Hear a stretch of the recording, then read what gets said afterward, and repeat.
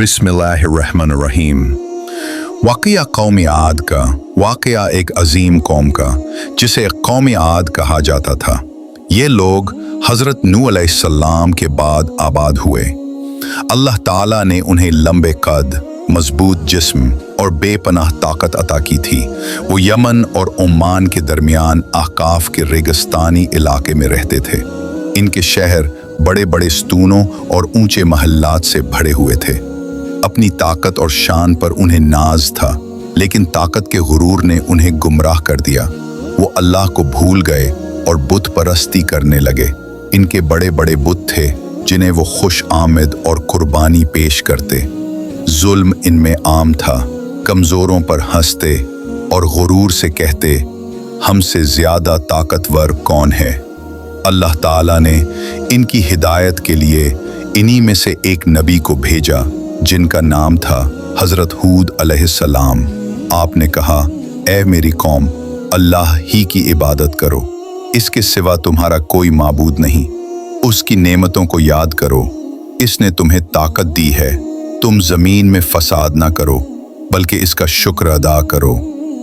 मगर वो बोले, हूद, क्या तुम हमें एक ही खुदा की इबादत का हुक्म देते हो? हमारे माबूदों को बुरा कहते हो। हमें तो लगता है कि तुम पर किसी आसमानी बीमारी का असर है।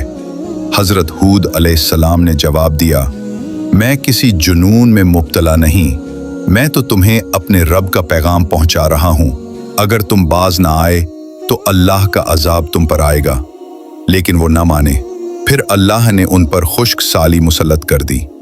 बारिश बंद हो गई, खेतियां सूख गईं, जानवर मरने लगे।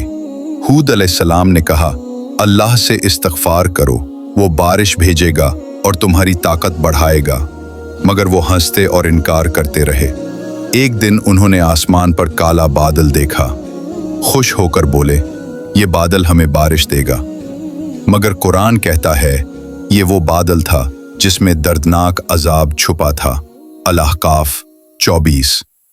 फिर अल्लाह ताला ने उन पर एक नहायत खौफनाक आंधी भेजी।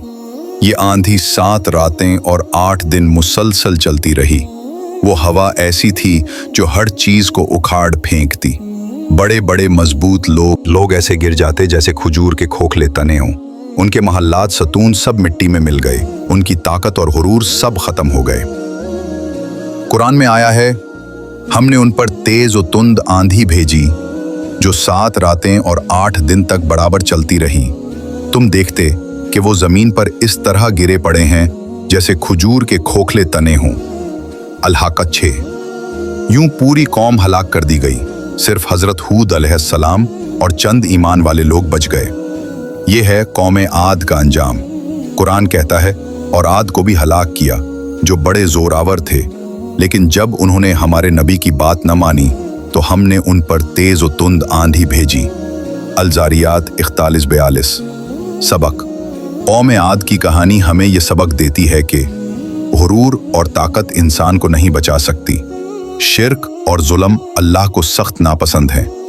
अंबिया की बात मानना ही निजात है, और अल्लाह की दी हुई ताकत शुक्र के लिए है, गुरूर के लिए नहीं।